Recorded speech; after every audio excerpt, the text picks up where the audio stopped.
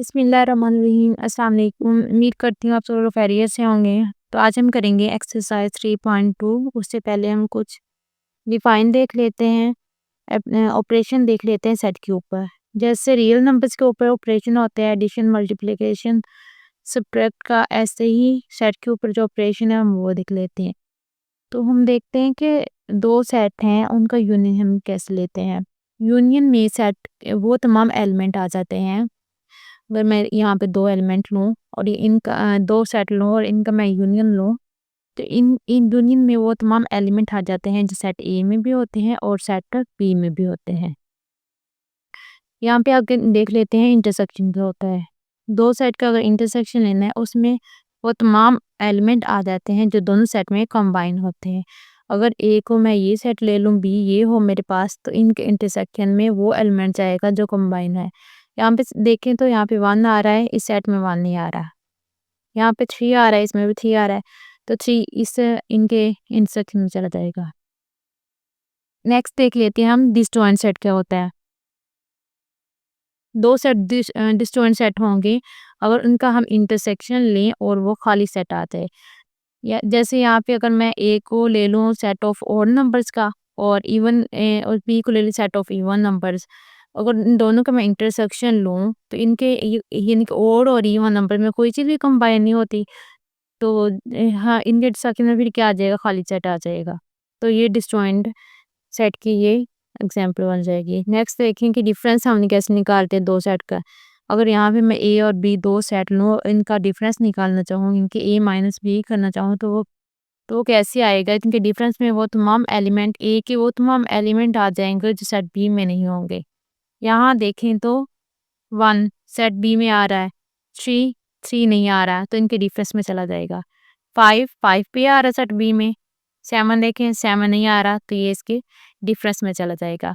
अब अगर मैंने यहाँ पे a माइनस बी किया है, अब अगर मैं b माइनस ए करके देखूँ, b के ये वाले एलिमेंट्स आ गए और a के एलिमेंट आ गए, या इनके डिफरेंस में b के वो एलिमेंट लिखेंगे जो इस सेट a में नहीं होंगे।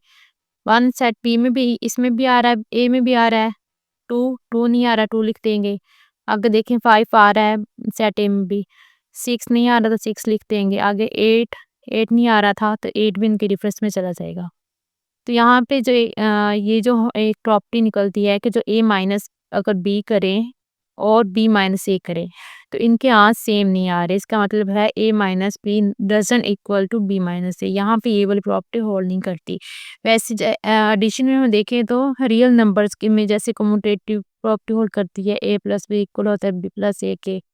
मल्टीप्लिकेशन में भी होल्ड करती है, लेकिन ये जो डिफरेंस की प्रॉपर्टी सेट में है कम्यूटेटिव के लिहाज से, इनके डिफरेंस के लिहाज से वो इसमें होल्ड नहीं करती है।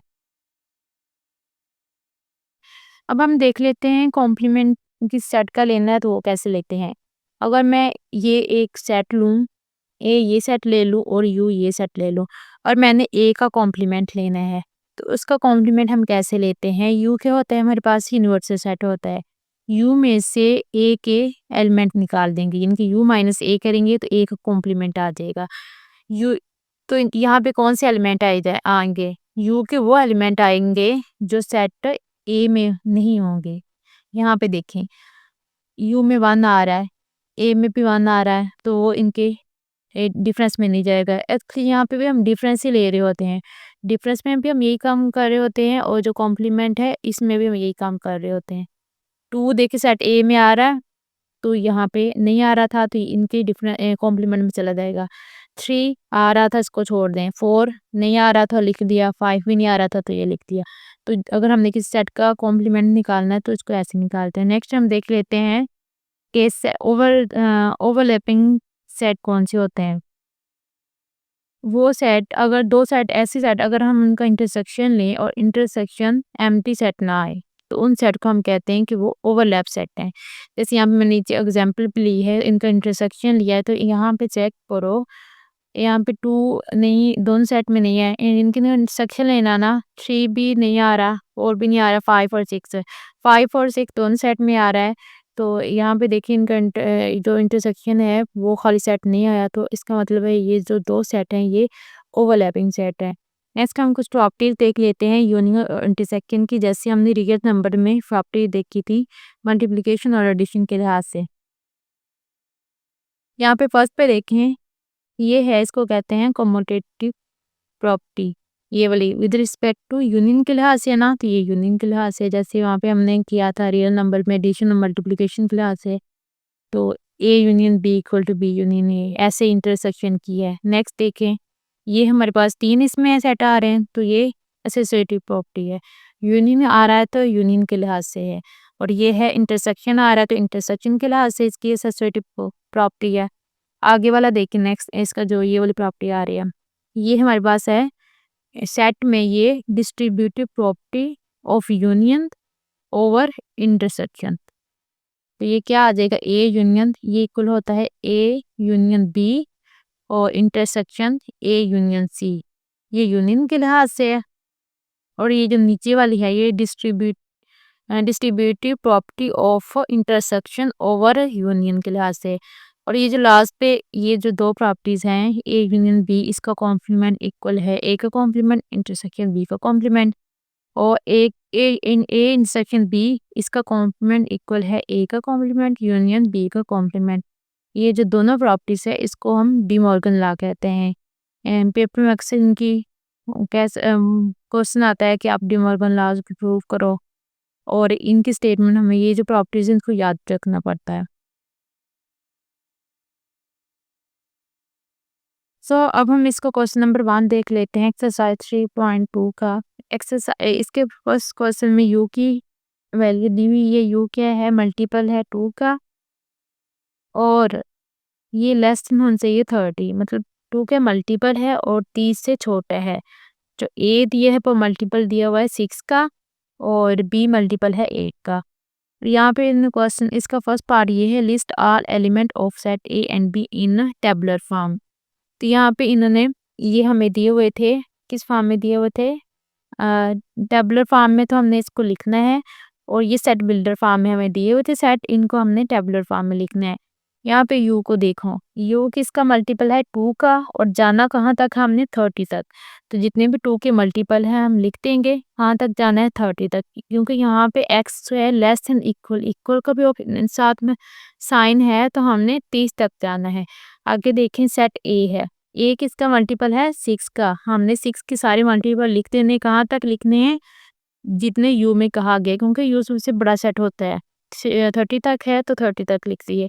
आगे आपने देखने हैं 8 के मल्टीपल, क्या आ जाएगा 8, 16, 24, आगे क्या आता है 32 आता है, हमने कहाँ तक जाना है 30 तक जाना है, तो हमने 24 तक यहीं तक छोड़ देना, आगे वाला इसका नहीं लिखना है, क्योंकि यहाँ पे लिमिटेड है कि यू की वैल्यू, यू जो सेट है उसमें मैक्सिमम वैल्यू 30 होनी चाहिए। तो ये हमने इसका फर्स्ट पार्ट कर लिया। इसका सेकंड पार्ट ये है कि आपने इंटरसेक्शन लेना है ए का बी के साथ। अब ए सेट के एलिमेंट ये आ गए, यानी कि 6 के मल्टीपल थे 6, 12, 18, 24, 30, और जो बी सेट है वो थे 8 के मल्टीपल, ये आ गए।